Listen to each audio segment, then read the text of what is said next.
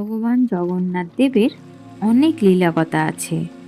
তার মধ্যে একটি হলো ভগবান জগন্নাথ দেবের ভোজন করার পর পান খাওয়ার রিওয়াজ কবে থেকে চালু হলো জানেন?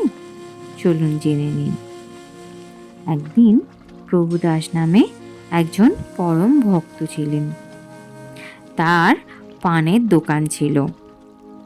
তিনি প্রতিদিন জগন্নাথ দেবের মন্দিরে পান নিয়ে যেতেন, কিন্তু ভগবানকে তখন পান ভোজনের সাথে দেওয়ার রীতি ছিল না। তাই তিনি মনে কষ্ট নিয়েই ফিরে আসতেন। একদিন রাত্রিরে দুজন বালক, যার কোকড়ানো চুল ছিল, কানের দুল ছিল আর অপূর্ব সুন্দর দেখতে ছিল, একজন ফর্সা একজন শ্যামলা, তারা দুজন প্রভুদাসের বাড়ি এসে পান চায়। প্রভুদাস তাদের দুজনকে মনের আনন্দে সুন্দর করে পান সেজে দেন। প্রতিদিনই তারা আসতো পান খেতে প্রভুদাসের কাছে। সেই দুটি বালককে পান খাইয়ে তার খুব তৃপ্তি হতো, তাই তিনি কোনো মূল্য না নিয়ে ওই দুটি বালককে পান সেজে দিতেন। এই রকম অনেক দিন চলতে লাগলো।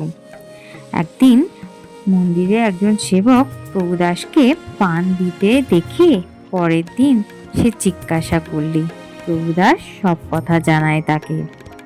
তারপর সেই সেবকটি সব কথা শুনে প্রভুদাসকে বলে এরপর ওই বালক দুটির থেকে পানের বিনিময়ে কিছু চাওয়ার জন্য।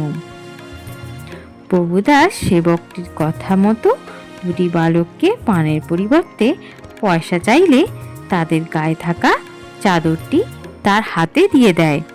পরদিন মন্দির খোলা হলে জগন্নাথ দেব ও বলরামের গায়ে চাদর পাওয়া যায় না। তখন পুরীর মন্দিরের পাণ্ডারা চিন্তিত হয়ে পড়ে। রাজার কাছে খবর গেল, তিনিও চিন্তা করছেন।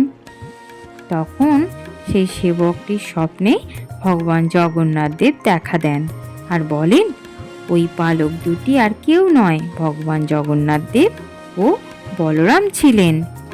তারপর সেই চাদরটি প্রভুদাসের কাছে পাওয়া যায়। তারপর থেকে ভগবানকে পানের ভোগ লাগানো হয়।